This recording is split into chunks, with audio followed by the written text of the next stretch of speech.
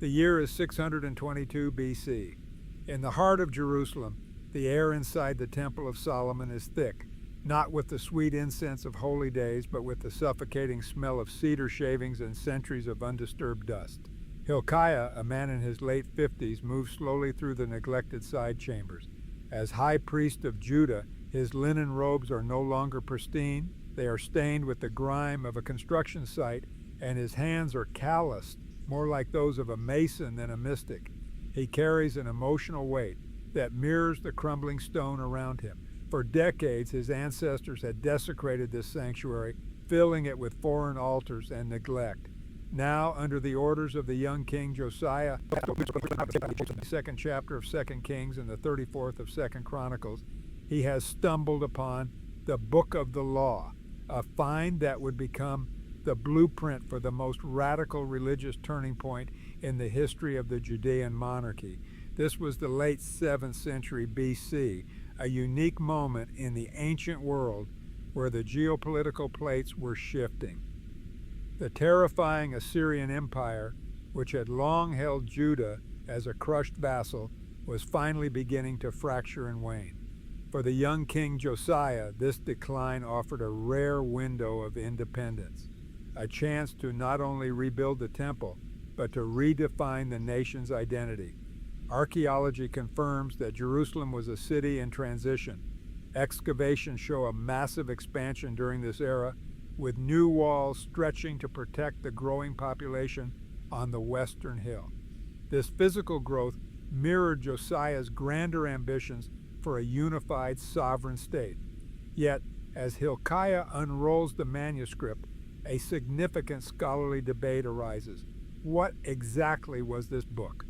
While the biblical text identifies it as the Law of Moses, many historians suggest it was specifically the Book of Deuteronomy. They argue its contents, focusing on the centralization of worship in one single place, provided the legal and spiritual framework Josiah needed to dismantle the local shrines and unite the people under the shadow of the temple Hilkiah was now desperately trying to save. As I reflect on Hilkiah's discovery, I find myself imagining the world he had walked through every day before this moment. To understand the weight of this scroll, we must understand the spiritual landscape Hilkiah inhabited, a landscape of deep and pervasive syncretism.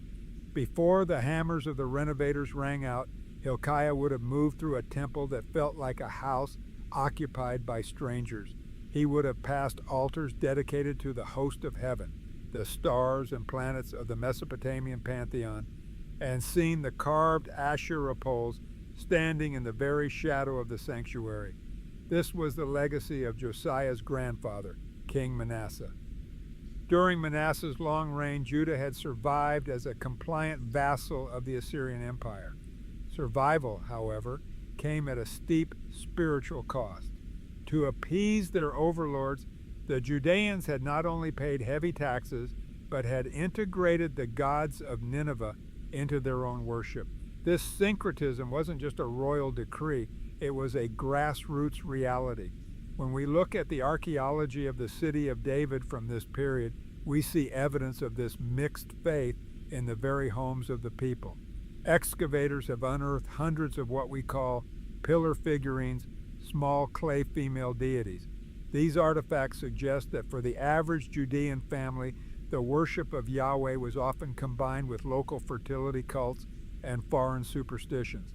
For a man like Hilkiah, who bore the title of High Priest, but lived in a city filled with idols, the law was not just ignored, it was effectively extinct from the public consciousness. As he stood in those desecrated courts, his calloused hands clutching the newly found leather, he realized that the law was not a living tradition, but a forgotten voice from a buried past. The scroll he now held was more than a relic. It was a devastating indictment of everything his nation had become. Hilkiah knew the weight of what he had found, but he was a priest, not a king. To bring this forgotten voice to the throne, he called for Shaphan, the royal scribe, a man of letters and administration whose family would become central to the survival of Judah's records. We can imagine Hilkiah handing over the heavy, dust-stained leather, his eyes meeting Shaphan's with a silent understanding that the kingdom was about to change. The scroll traveled from the dim, neglected chambers of the temple into the polished, torch-lit halls of the palace. The biblical account in the 22nd chapter of 2 Kings describes a moment of unshielded crisis. As Shaphan read the words of the law in the presence of the king, the atmosphere in the room shifted from administrative routine to profound conviction. When Josiah heard the words of the covenant, specifically the warnings of judgment for abandoning the path of his ancestors, he did not react with skepticism or royal indifference. He tore his clothes. This act of tearing his royal linen was a visceral, ancient expression of grief and horror. He realized that for generations his people had been living in total defiance of the very document that defined their existence. To understand Josiah's reaction, we must look at his journey. He was a child of tragedy, placed on the throne at the age of 8 after the assassination of his father Amon. By this 18th year of his reign, he was a young man of 26, a ruler who had spent a decade seeking the God of David amidst the wreckage of his grandfather's spiritual compromises. He was a king searching for a foundation, and Hilkiah had just handed it to him. Yet this moment is where we encounter one of the sharpest divides in modern scholarship. Some historians view this discovery with a cynical eye, suggesting it was a calculated political maneuver, what some call a pious fraud. In this view, the scroll was not lost, but newly written by a priestly class, including Hilkiah, to provide a legal basis for centralizing all power, taxes, and tithes in Jerusalem by outlawing every other shrine in the land. They argue the scroll was likely the core of the book of Deuteronomy, which explicitly commands worship in only one place. Other scholars, however, see the marks of a genuine religious awakening. They point out that the Mosaic tradition had been repressed, not erased, during the long, dark reign of Manasseh. For these historians, Hilkiah didn't invent the law. He recovered a suppressed truth at the exact moment the king was spiritually prepared to hear it. For Josiah, the gap between the law's demands and the nation's reality was no longer a theological abstraction. It was a fire that threatened to consume his kingdom, and he knew that the altars of the high places could no longer stand. Josiah's response to the scroll was not limited to the walls of his palace. The king's grief quickly transformed into a systematic, almost clinical dismantling of the religious landscape of Judah. Hilkiah, as the high priest, would have been at the center of this storm, overseeing the removal of decades of spiritual debris. The biblical narrative describes a purge that began in the temple courts, where altars dedicated to the host of heaven and the poles of Asherah were torn down, ground to dust, and scattered over the graves of the common people. But Josiah's vision for a restored nation didn't stop at the borders of Jerusalem. He pushed northward into the territory of the former northern kingdom, reaching as far as Bethel to destroy the ancient high places that had stood for centuries. This bold expansion into northern territories was only possible because of a shift in the world's balance of power. The formidable Assyrian Empire, which had dominated the region with a fist of iron, was finally beginning to fracture. The decline and eventual death of the last great Assyrian king, Ashurbanipal, left a geopolitical vacuum that Josiah was quick to fill. Without the immediate threat of an Assyrian military response, he was able to reclaim the ancestral lands of Israel and enforce a radical centralization of worship. Archaeology provides a fascinating window into this specific moment of religious consolidation. Far to the south of Jerusalem, at the desert fortress of Tel Arad, excavations uncovered a Judean temple that had functioned for generations. It was a complete sanctuary with its own sacrificial altar and standing stones. However, the archaeological record shows that during the late 7th century BC, precisely the era of Josiah, this temple was decommissioned. Most tellingly, the horns of the altar, which were its most sacred points, were found buried under a new floor. The sanctuary wasn't destroyed by an invading army.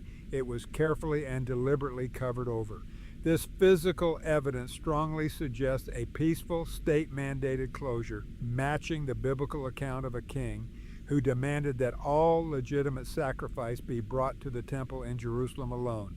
If you want to go beyond this episode and see the wider historical world around the Bible, I gathered these studies in my book. There I go deeper into maps, empires, chronology, sources, and disputed questions that cannot fit fully into one video.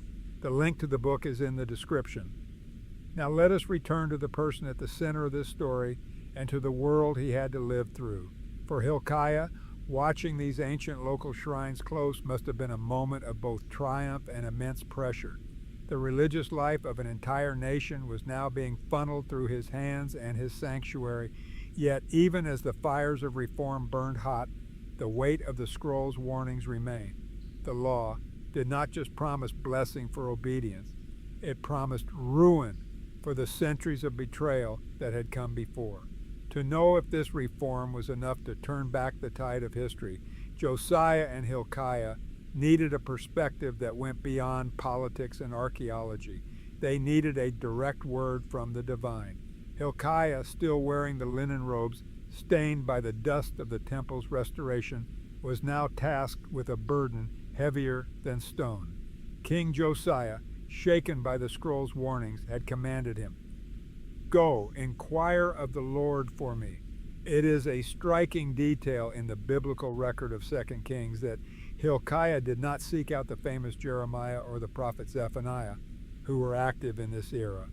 Instead, he led a royal delegation through the narrow streets of Jerusalem's 2nd District to find a woman named Huldah.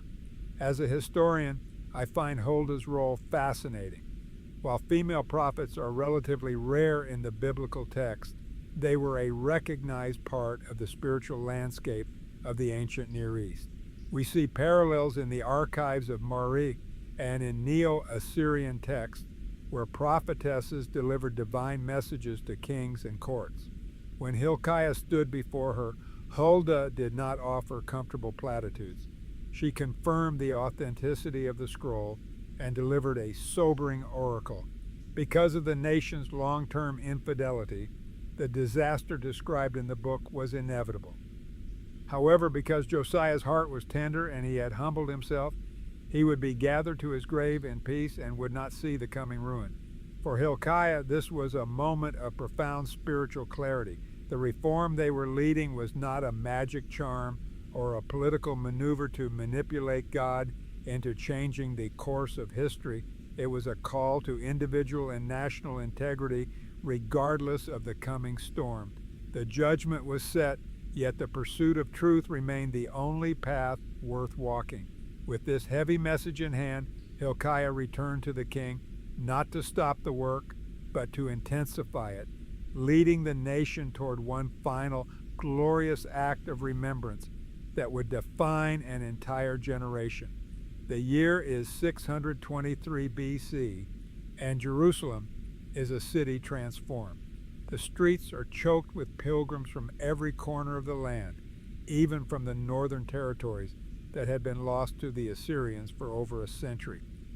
As the high priest, Hilkiah stands at the heart of this storm of activity. He is no longer clearing dust from forgotten corners. He is now coordinating a ritual effort on a scale that defies living memory. The air over the Temple Mount is thick with the scent of cedar wood fires and the roasting of thousands of Passover lambs. The biblical chronicler notes with a sense of awe that no Passover like this had been celebrated in Israel since the days of the judges. Not even under the great kings David or Solomon had the nation been so singular in its devotion. For Hilkiah, this was the physical manifestation of the scroll he had held in his hands. It was the law coming to life. As a historian, I find that the physical remnants of this specific era give us a remarkable window into the people who stood beside Hilkiah in these courts. In the excavations of the city of David, archaeologists have uncovered bullae, small clay seal impressions used to secure official documents. These seals often bear the names of the very men mentioned in the biblical account of Josiah's court, such as Gemariahu, the son of Shaphan the scribe. These are not merely names on a page. They are the artifacts of a functioning literate administration that was actively reshaping its society. In this moment, the atmosphere in Jerusalem was one of supreme national hope. After decades of Assyrian oppression and internal religious decay, it felt as though the golden age of the Davidic monarchy was returning. The people believed they were finally right with their God, and that the kingdom was entering a new era of strength and independence. Hilkiah, watching the smoke of the sacrifices rise toward a clear Judean sky, might have finally felt that the burden of the past was lifted. But history rarely remains static, and far to the south and east, the geopolitical winds were already shifting, carrying a storm that would test the limits of Josiah's reform and the faith of the man who helped ignite it. The year is 609 BC, and the fragile peace of Judah is suddenly shattered by the distant thunder of chariots. The geopolitical landscape of the ancient Near East was undergoing a violent and irreversible transformation. The Assyrian Empire, which had loomed over the world like an iron shadow for centuries, was in its death throes, and the rising power of Babylon was moving in for the kill. Pharaoh Necho II of Egypt saw a desperate opportunity to maintain a balance of power and marched his massive army northward to assist the remnants of the Assyrian forces. To reach the Euphrates, he had to pass through the coastal plains and the strategic mountain pass of Megiddo. For reasons that still spark intense scholarly debate, King Josiah decided to intercept the Egyptian pharaoh. Some historians suggest Josiah was acting as a de facto ally of the Babylonians, seeking to prevent any aid from reaching the Assyrians. Others argue he was simply a sovereign king refusing to let a foreign superpower march through his territory unchallenged. Whatever the motivation, the decision was catastrophic. Outside the biblical text, we find echoes of this era in the Babylonian chronicles, which record the movements of these empires, and even in the Greek writings of Herodotus, who mentions a battle at a place he calls Magdolos. As the sun beat down on the dust of the Megiddo Pass, the reformed kingdom met its greatest trial. In the heat of the clash, the unthinkable happened. Egyptian archers found their mark, and Josiah, the king who had brought the law back to the people, was mortally wounded in his chariot. The last good king did not die on the field. He was rushed back to Jerusalem, the city he had purified, only to succumb to his injuries. For Hilkiah, the news must have felt like the end of the world itself. The man who had embodied the hope of a spiritual and national resurrection was gone, and the dark clouds Huldah had prophesied began to gather heavily over the horizon. Imagine Hilkiah standing on the limestone walls of Jerusalem, watching the long, somber procession wind its way into the city. The wailing of the people would have filled the valley of Kidron as the body of the king who had been their shepherd was carried to his rest. For the aging priest, the sight was more than a personal loss. It felt like the death of the reform itself. The fire that had been lit in the temple courts just years before was suddenly flickering in a cold geopolitical wind. Within a short time, the independence Josiah had fought for evaporated. His successors were quickly reduced to mere puppets, serving first as vassals to the Pharaoh of Egypt, and soon after to the rising power of Nebuchadnezzar of Babylon. The very success of the reform now presented a terrifying theological vulnerability. By centralizing all worship in Jerusalem and dismantling the local shrines, the survival of the faith had become inextricably linked to the survival of the temple building. If the stone walls and cedar beams of the sanctuary were destroyed, where would the people go to find God? This created a crisis of confidence that the prophet Jeremiah would later confront, as many in the city began to treat the temple not as a place of repentance, but as a lucky charm that rendered them invincible. We see the tension of this period reflected in the archaeology of the time, most notably in the Lachish letters. These are fragments of pottery, ostraca, found in the scorched ruins of the gatehouse at Lachish, written just before the final Babylonian onslaught. These letters speak of signals failing, military commanders in distress, and the frantic warnings of unnamed prophets, painting a vivid picture of a society sliding into chaos. They confirm the historical atmosphere described in the biblical accounts of the final Judean kings, a world of military tension where the reforms of the past seemed like a distant memory. Hilkiah had given the nation the law, and Josiah had given them the decree, but as the kingdom crumbled, it became clear that true change is more than a matter of legislation or the removal of physical idols from a courtyard. The history of this era serves as a sobering faith reflection. A reform of the state cannot substitute for a transformation of the heart. A leader can provide the map, as Hilkiah and Josiah did, but the people must choose to walk the path. As the shadow of Babylon grew longer over the Judean hills, the question was no longer whether the kingdom would survive, but whether the words Hilkiah had found in the dust would be enough to sustain a people who were about to lose everything they held dear. Decades later, the nightmare Hilkiah had feared and that the prophetess Huldah had foreseen became a harrowing reality. In 586 BC, the golden vessels were carried off, and the temple Hilkiah had spent his life restoring was reduced to a blackened shell of stone and ash. To any observer of the ancient world, the story of Judah should have ended there, as it did for so many other small nations swallowed by the Babylonian furnace. Yet, while the stone walls crumbled, the scroll that Hilkiah had pulled from the dust of the side chamber survived. We can imagine the scene by the rivers of Babylon, far from the hills of Jerusalem.